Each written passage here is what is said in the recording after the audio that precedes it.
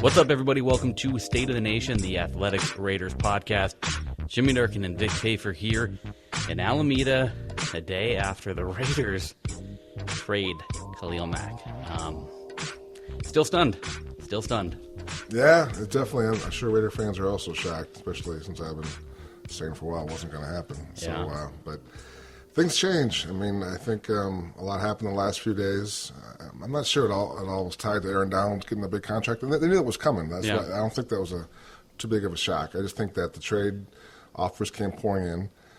At some point, they decided their bar was 2 first-round picks, and the Bears met that bar. And for some reason, the Bears went back and like, you know what? Why don't you give us back a second? And the Raiders like, I got this. We came this far already.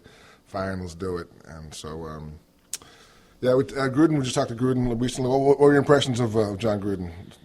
I mean, he knows how to work a room, obviously, and you know, it's a weird deal where I think there was a lot of throwing under the bus of Reggie. I think and then after saying that you guys are trying to divide us, which was great. Obviously, there's a lot going on here. I just think that I wrote yesterday. I wrote that I think. To me, this means that he feels his team's not ready to compete this year for the playoffs. And Tim asked him, can this team win this year?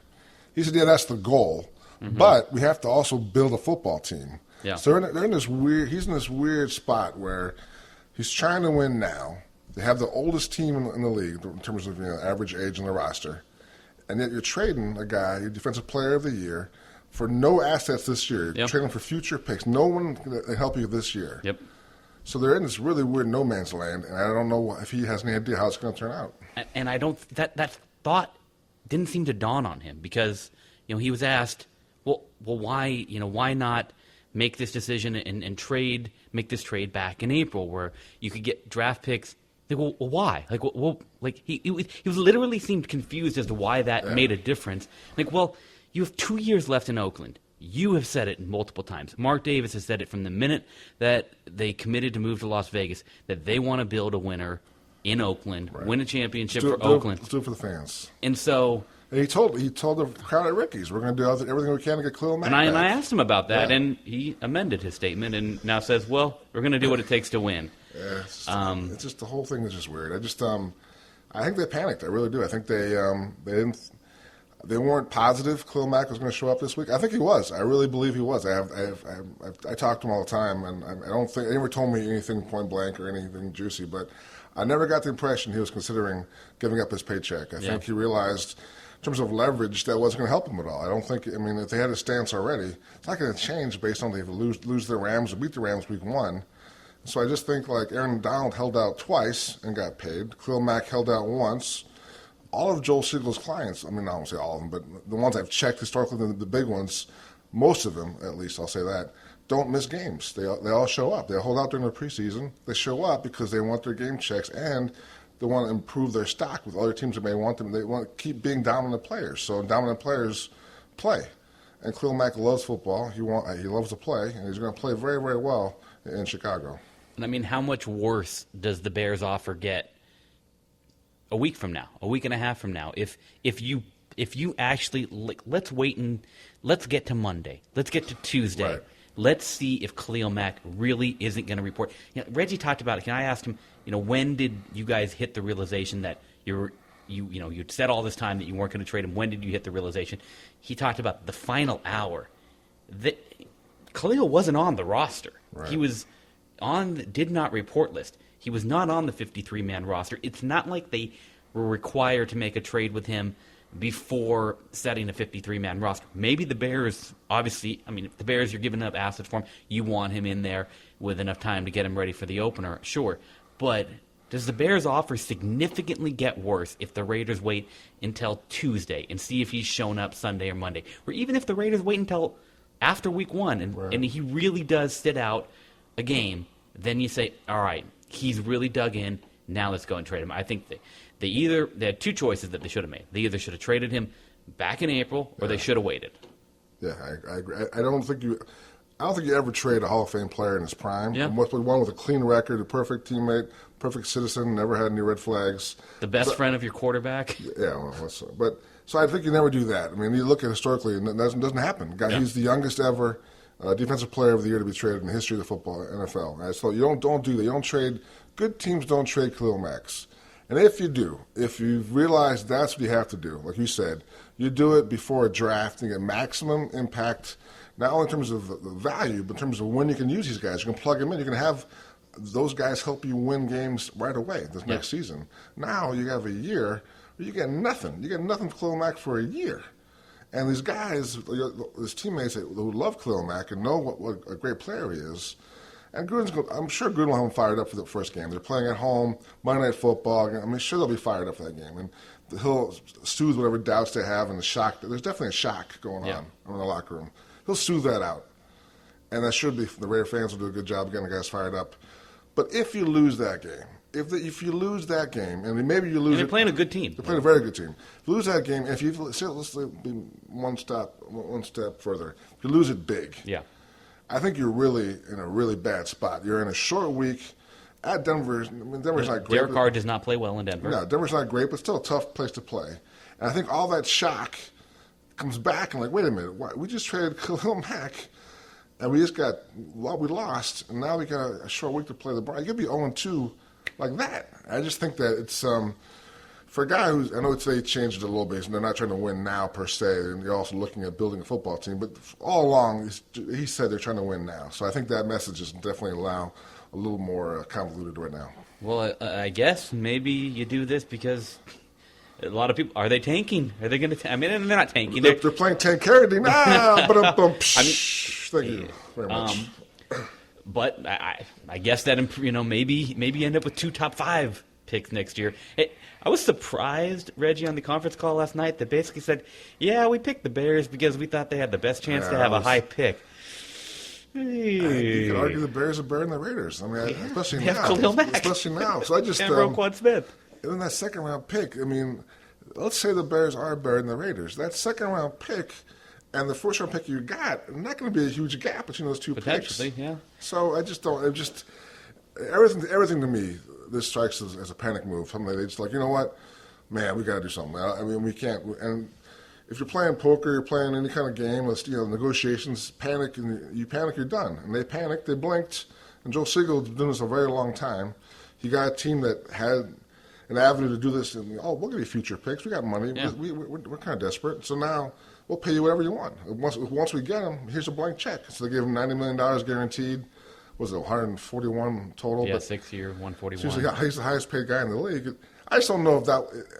Raider fans are you know what? Khalil Mack was greedy. He wanted this. I really think Khalil Mack wanted some respect. I think he wanted to get paid, no doubt about it. But I'm not sure he had to be the top paid guy to be here. That's just my gut feeling. I know, I could be wrong, but a lot of it goes back to what would they have got him for if they had paid him last year? Yeah. If they had decided that Khalil Mack was a priority over a right guard, and I think that's a lot of what this is going to go down. A lot is they decided to pay. And granted, Gabe Jackson, very good player, very good right guard, but is making sure a right guard is locked up for the future more important than making sure your franchise pass rusher is locked up? Right. And I think you can look at it this way that, and now I think in Reggie's head, he felt that he was going to get all 3. He was going to get Derek, he was going to get Khalil, he was going to get Gabe. But for him, the dynamic changed. John Gruden came in, and they can say whatever they want. John Gruden is the lead voice of all personnel decisions, and I think Reggie, if this was only Reggie, I think Reggie gets the deal done. But in retrospect, I'm sure Reggie in a private moment would say, damn, I wish I had paid Khalil Mack last year instead of Gabe Jackson. Yeah, and Khalil will never say this on the record or maybe even off the record, but I think the Derek Carr contract also, he understands Derek Carr had to go first because the second-round pick versus the first-round pick. You don't have a team option. Yeah. He's the quarterback. I think Khalil gets all that. But at the same time, I think Khalil, and people say he's the best player on the team. Yeah. And I think Khalil feels the same way. And so I think Derek Carr might be more important, right? But Khalil is the best. Right. So if you do Derek Carr first, make damn sure you have something on the back burner for Khalil where it's going to happen. I mean, not right away, but it's going to happen at some point. Don't let it drag on. Don't pay Gabe Jackson. Don't sign 40 other guys. And they're all, whatever, smaller deals. But, hey, 40 small deals add up. And so I think at some point he's like, what's going on here? I mean, have I not been – I was Defensive Player of the Year with some pretty subpar coaching. No knock on those guys, but and some not great supporting cast around me. I mean, I just think – and – Gruden himself said this. He can get better. Mack can get better. You give him like a top coordinator and some real plans to move him around a little bit, get some inside push. He can be even better than he has been. And I think we're going to see that in Chicago. I think he's going to have a monster year, and this shock and this pain that Raider fans are feeling is going to get a lot worse. Yeah, and you talk about paying Derek Carr, paying Gabe Jackson, paying all these other guys, and everybody jumps on this when people mention the Gruden contract because obviously it does not count against salary cap. There is nothing technically that paying a coach does to prevent you from paying players, but it's a reality. Players realize that their coach got a $100 million check and their pass rusher, their star, did not get that check. Yeah, definitely. It's human nature. Yeah, and going back to the second-round pick, I think if I'm putting myself in the negotiations, what I'm assuming, Gruden would basically said, "Oh, that was Reggie. Tom Delaney handled this. Reggie was not at. We didn't get around. We got 10 minutes with Reggie on Saturday night. Did not get to asking about the second round pick. I think if they were to try to tell us why, I think what they're going to say is that we wanted 2 1s and they were only going to give us 2 1s if we did the swap of it was the Raiders sent." I think of the 2 1s were established, and they weren't quite ready to go on there. And it said, well, if you give us a 2, we'll give you a 3, and that was kind of the sweetener pot. Well, now I think the other possibility maybe that I think Gruden wanted a player. I think Gruden wanted a guy who could plug in. A cornerback or something this year, and they couldn't agree on the player. So I think they wanted the 2 1s was the bar. I think when teams called in, like I think Reggie said, half the teams in the league called. Yeah, half the teams in the league. So I think they were probably told, we don't want to do this. We're good. And I agree that I'm not sure they were sold on doing it at first, but I think then they realized, 2 1s. If we get 2 1s, let's really think about doing this. And I think Gruden was probably pushing that. So you get the 2 1s. And I think Gruden more than 2. That's the bar. And then Gruden, I need a player. Give me a player back. And I think that maybe it's possible they couldn't agree on a player. So okay, let's deal with the other picks and a 3rd and a 6th for a second. Yeah. So what that will be very interesting to watch is that. Okay, so the Raiders give up a 2nd-round pick, and the Bears gave them back a 3rd. Now, let's say the Raiders go, and they are good this year, and it's a late 2nd-round pick, and the Bears stink, and it's an early 3rd-round pick. Then you can say, all right, that wasn't that big of a deal. Maybe it was 10 spots, 15 spots. If the Raiders are good and the Bears stink, no one's going to care about the trade. They're going to about the conversation. Exactly. They were like, John Gruden, incredible. Khalil Mack stinks. But if the Raiders stink and are a top 10 pick, and that's an early 2nd-rounder, and the Bears – let's say they're 9-7, maybe they're in the early 20s or whatever drafting, and all of a sudden you gave up an early 2nd-round pick and only got a mid to late 3rd rounder back. It's not good. That's not good. And I mean, you're giving up such a huge asset in Khalil Mack, and you had half the league calling you. I feel like you could have made this deal with somebody else without having to give that up. Yeah, and I think if you take a time out and say, look, we've been only at this for a couple of days. Half the league is in on this. If we wait, like you said, another week or 2 or wait till next year's draft, I got to believe a lot of these teams are still going to want Khalil Mack. I mean, he's not going to be a drop-off. He's not going to have a bad year. Yeah. So I don't know why they decided to pull the trigger. I just think the way they did it was kind of sloppy. So, like Gruden says, it's time to move on. So. Yep. Well, we're going to move on to the couple other moves that they made on Saturday before we wrap this up. And the other big move that is worthy of criticism is the Martavis Bryant trade now. Martavis Bryant cut amid reports that he is facing a suspension. And Gruden wouldn't mention the suspension, but he kind of confirmed it when he said, maybe we'll get him back here next year, kind of with the idea, okay, yeah, he's going to be suspended, but maybe we'll re-sign him after the suspension. That's a 3rd-round pick they just punted. I mean, that's a 3rd-round pick that they just punted. And I know you went back and forth. Your immediate impression of the trade was you didn't like it. Then a day later you liked it. I just like it was always risky. It was always risky. And I think, in hindsight, you got to get some conditions on that deal. Like, we'll give you a third-round pick if he makes the roster. Yep. If he doesn't, it's a fifth-round pick. Yep. I just think that in all these dealings now with Gruden and the Raiders, you can see they're kind of impetuous. The Raiders are kind of like, I want to get this done. Let's do it. Like the draft day, they didn't get value on trading back in the first round. I think teams are picking up on it. Okay, Gruden wants to do it. They're going to do it. So let's get what we can. No negotiating. This is our price, and you're going to do it on our terms, or we're not going to do it, and Gruden's going to do it. So I think that seems to be the pattern going on here. So that's not good. Yeah. So I think, that Martavis Bryant, they gave up way too much.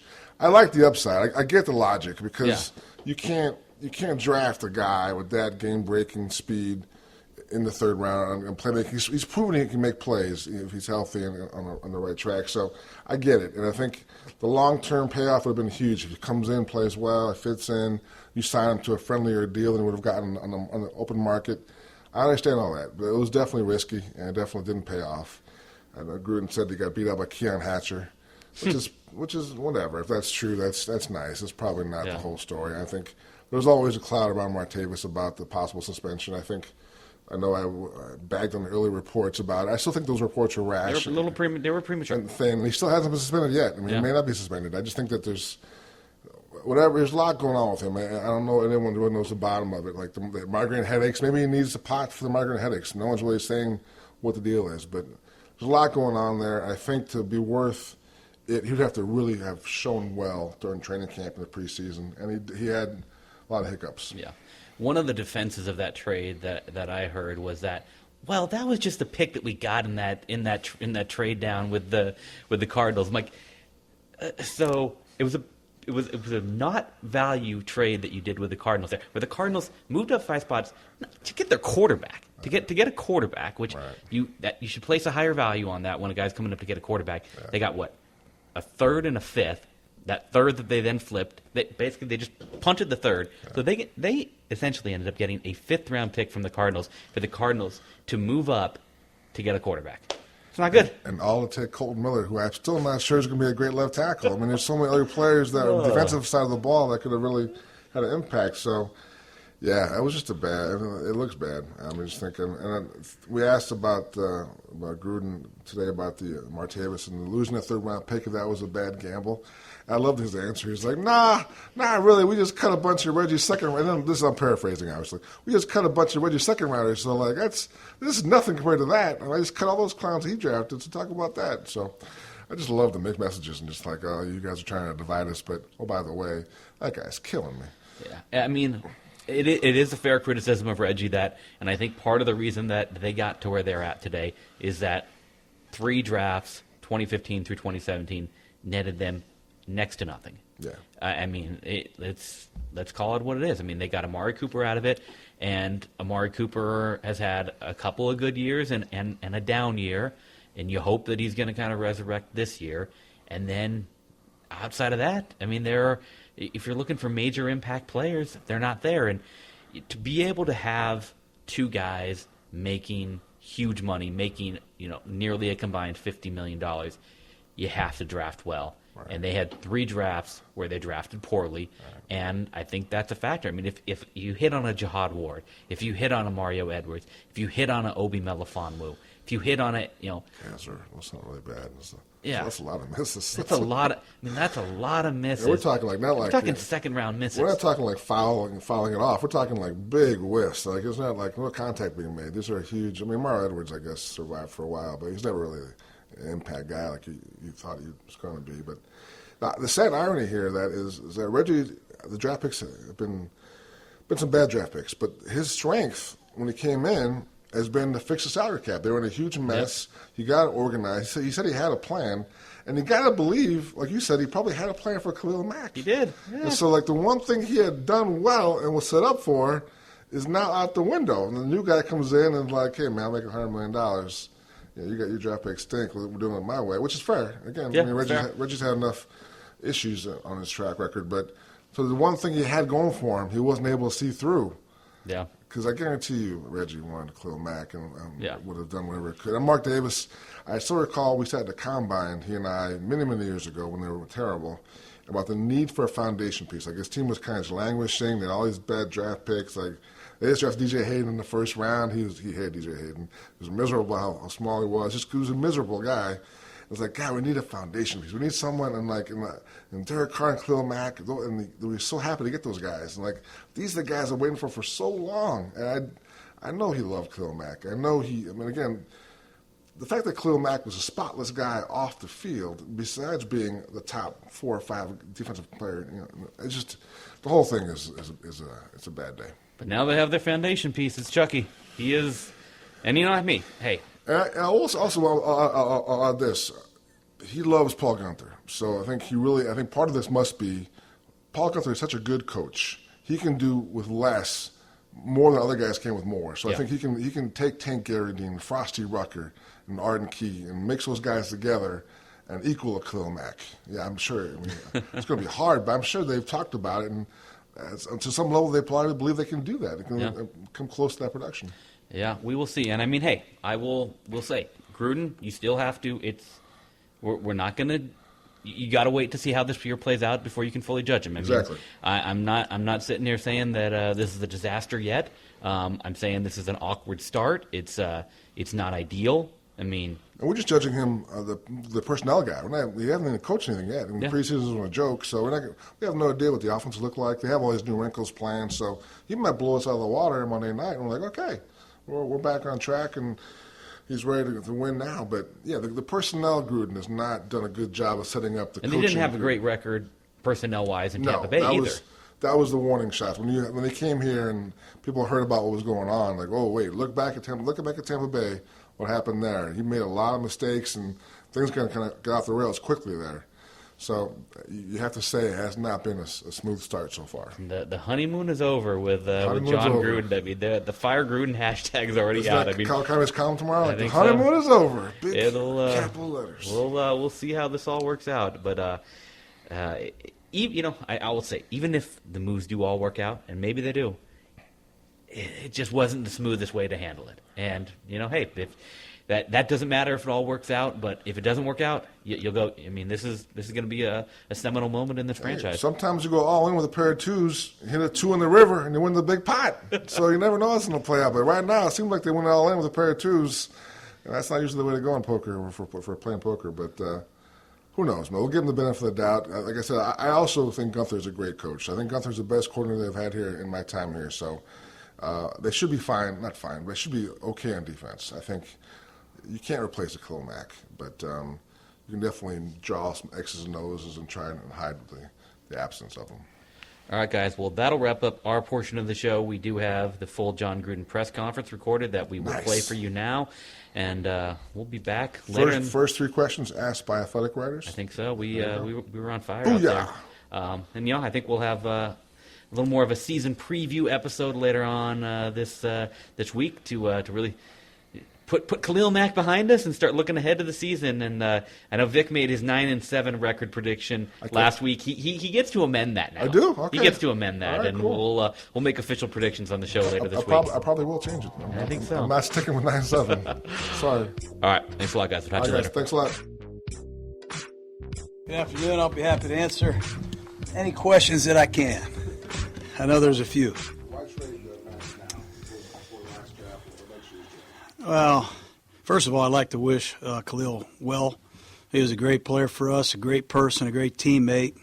I did have contact with him yesterday, too, exchanging, our best wishes to him and thanking him for being a great Oakland Raider. But the negotiation was what it was. It was tough. It was a long process. We talked about it daily. We made an offer. I don't believe we were anywhere close to where the Bears were. And the Bears made us an offer that we thought was really unique. And very, very tough to say goodbye to a great player. But here we are today. We have waited. We waited and waited, and the Rams game was looming. Our feeling was, he was not going to report anytime soon.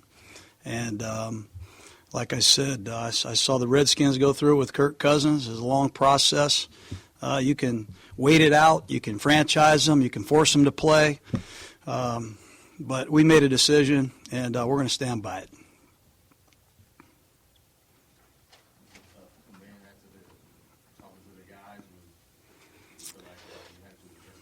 Yeah, I addressed it with the team, and he's a great player and a good teammate, and a lot of these guys were very good friends with him. So it was tough, but he's been gone for some time. And like I said, we wish him the best. We have to build this football team. We have a lot of needs, and we'll address them as we see fit. But it's never easy saying goodbye to anybody, especially a great player. I know you made it clear starting at the first press conference that you had here that you wanted to be here. How does this affect your ability to do that? Well, it's tough. It wasn't my goal to trade Khalil when we got here. One of the reasons I'm here is because of him. Unfortunately, we had a standoff with the contract, and we could not come to terms. And the Bears made us an offer of 2 first-round draft choices, and here we are today. We have to put together a 53-man roster. It's hard. Salary cap issues do exist. And there is an economic part of this thing, too, that you have to sit down and study, and you have to get a lot of information from a lot of people to see how it impacts you, a contract of that magnitude. So anyways, I can't answer any more questions other than we did the best we could, and we are sorry to see him go. We wish him the best, and we'll have to obviously do right with the picks that we did acquire. And the players on this roster got to step up. How the reaction in the locker room, how they responded when you addressed them and told them, this is why we did what we did? Well, I'm not going to ever speak for our players. You're going to have to ask them, for yourself. I'll just let it go at that. I think there's obviously some surprise, some shock, but deep down I think some people realized it was a tough, long, drawn-out negotiation, and at the end, something had to happen. You said the Bears went above what your offer was, way above perhaps. Was it a case of you wouldn't go to that number or you couldn't go to that number? I'm not going to get into the negotiation. Reggie and Tom Delaney and the people that were negotiating were involved in that. I know there's maybe some feeling that I was involved on a day-to-day negotiation. I had nothing to do with it. So we were at a standoff, and something had to happen, and here we are. John, is there some philosophical point that when you've got a quarterback making as much as you can't bring in another contract that's comparable? It just doesn't. Well, I don't know how many teams have done that. I don't know how many teams done it. Aaron Donald got signed. They don't have a quarterback that has been redone yet. I think the Bears made this trade. Trubisky's still on his rookie deal. It's tough when you have 2 players that are the highest paid, arguably, or close to the highest paid at their positions. So the economic part of it certainly weighs in. We've got free agents on our team that are going to be next year. We've got to find a way to bring them back. So you got to field a 53-man roster, and there are some implications of having 2 players making that much money. That's no mystery to anybody. Thanks for changing the subject. It'll be. He had been in Cincinnati with Paul Gunther, our defensive coordinator. I had been impressed with him when he was put into some tough spots in a playoff drive on a very good football team. And he went in there and did some really good things. Got signed by Buffalo. I think he got a big signing bonus. Things didn't work out. He's young. He's got some playing experience in big games. We have a lot of intelligence on him. Derek Ansley was at Alabama. I had him on my little episode. I got to know A.J., and Paul Gunther was with him on a daily basis. So we feel like we got better at the quarterback position, and we got to prove that too. Do you feel Reggie was truly on board with trading him, or do you feel maybe you had... They're trying to divide us. People are trying to divide us, and I wanted him gone. He wanted him here. We made a decision as an organization. Mark Davis, Tom Delaney, we all got the information, and we made a decision together. And I'll just say what he said. I read what he said yesterday. It's a decision that we all came to. Given Reggie seemed to indicate the last formal offer or exchange of offers might have been in February, was there a mystery in the situation, though? If it was not going to be a deal you could make, why not make that decision in February, March, and trade him in April? Why would we do that? I don't understand why we would do that. Your picks would have been drafted in April. Well, you don't know if you can get those picks. We're trying to negotiate a contract to keep the player here. We would like to have the player stay here. He was under contract. We did not expect this to last as long as it did. But we're going to be second-guessed until the cows come home on this. I understand that. But bottom line is we did do our due diligence. There was a standoff, and he got a great contract from the Bears, a great contract. Well, it pretty much set the stage of what it was going to be. And, $90 million guaranteed is an astronomical number. It's phenomenal, I think, for the players. Great for him, obviously. But that was something we could not do. Was the conclusion that you wouldn't have got a bounty of picks if you wait, until the next draft and trade? Well, it's hard to say you could ever get 2 ones. Getting 2 first-round picks from a team is a lot of resources. And, there's no guarantee that you can get 2 ones in 6 months or 2 years. There's no guarantee whatsoever. But 2 first-round draft choices is a lot of compensation that we have to do something with. I know you have such respect and appreciation for Raiders tradition. All the greats have been part of this organization over the decades of its existence. On a personal level, is there a difficulty to trading somebody whose career trajectories to place them part of that pantheon? Part of what? Part of that pantheon. Pantheon's a tough one on me right now. Yeah, that's tough trading them. I've said that. It's tough to trade them. But there's an economic part of this that is also tough.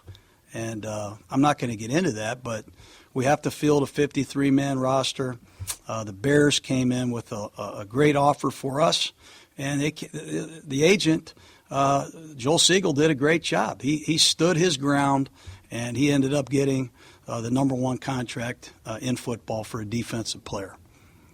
Do you feel like you had to include the second-round pick in there? I know a lot of people wondering why. I really wasn't involved in all of that, so you have to ask Reggie, to be honest with you. 6 weeks ago, you were hanging out at Ricky's and told those fans there that you can do what it takes to get Khalil Mack in here. Now that he's gone, what do you say to that? Well, we're going to do everything we can to win.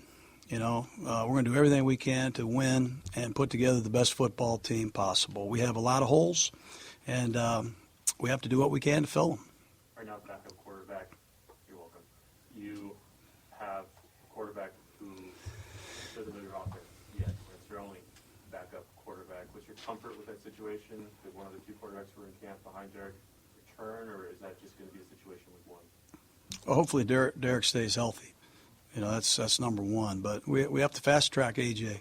He's in here now working with Brian Callahan, and he'll be a consistent visitor here at this facility for the next few weeks. He's got a lot of catching up to do, and we'll try to fast track him the best way we can. There is a possibility that we bring another arm in here, so we'll see. Is this still a win-now situation?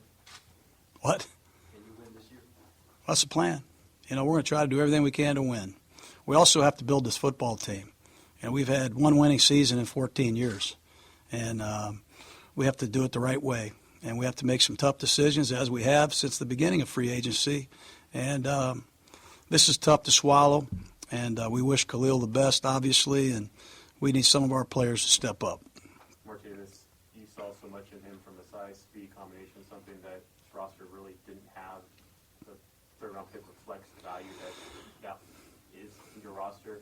Now that he's no longer part of the picture, what kind of dent does that leave on this thing, and can you replace that at this stage of the offseason? Well, we expected more, from him. He did not make the team because Keon Hatcher came on. Some other players outperformed him, and I think he covered that during training camp. He missed extended amounts of time, and you saw Hatcher the other night. He's done it on our practice field. He did it in a game. He can play multiple positions, and he can play on special teams. And we tried to keep the 5 or 6 best receivers, and that's what we did. I don't think so. I think the guy's a superb talent. The guy's got great talent. We released our 2nd-round draft choice last year, and the year before and the year before that. Not everything's a perfect science, but we'll be criticized for that. But it was a risk, I think, well worth taking. Perhaps we get Martavis again next year, and we can get the best out of him. How much did Durkin being suspended playing to really? Not really. I think just the overall versatility. Who goes in for Cooper if Cooper has an ailment? Who goes in for Nelson? Who's the third? Who goes in for Seth? Who can help us on special teams? Keon outperformed them, and for that reason, we're keeping Keon Hatcher. Did Keon win a roster spot on the last? Probably did, yeah. I probably would have got thrown out of the airplane if we not kept Keon after that game, but he had kept our eye. He had a great offseason. He's under the radar. You know, he's undrafted. Practice squad a year ago. Caught a lot of touchdown passes at Arkansas. But when you put him in a game, he converts third downs. He can make big plays. And we're happy to have him aboard. Enough pass rush on your roster right now. What's that? Enough pass rush. Yeah.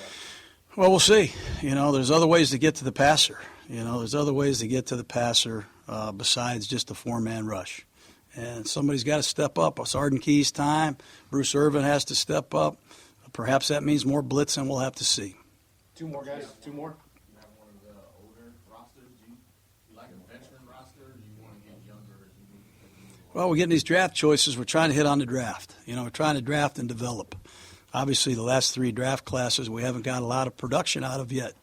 I don't think there's anybody left from the 13 draft. But 15, 16, 17, not much production at all. And with that being said, you got to fill holes. And sometimes you got to fill those holes in free agency. And some of the guys that are free agents are a little bit older. So that's one of the reasons why I think we're a little bit older than some teams. But we do have some good veteran players, some good veteran leadership, and we're anxious to get started. Why were the two waiver claim tackles made? What was the feeling about them? Well, Murray, had some good preseason film. He's got some range. I think he could be a swing tackle. Clemmings played at Washington, had some starting experience, a little more seasoned game experience, tough guy. Look, these are not lifetime contracts. These are opportunities for us to look at some other linemen to perhaps improve us in the 8th and 9th spot. We need better depth, more consistent depth, and that's what we're trying to find. Was Chris Warren's knee injury and surgery something that could have been avoided if he ran less this season? What's that? Yeah, probably. That's my fault also on that. But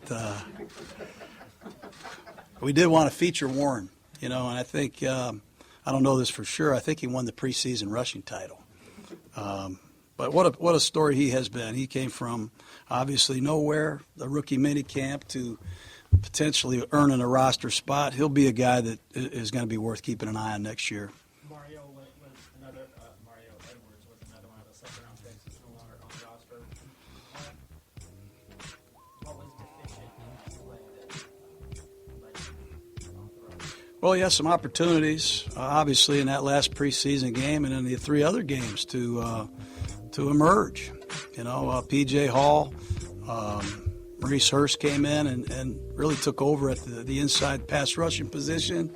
We tried him as a 6 technique. We felt like we were better off letting him find another opportunity and us going with the guys that outperformed him. All right. Okay, guys.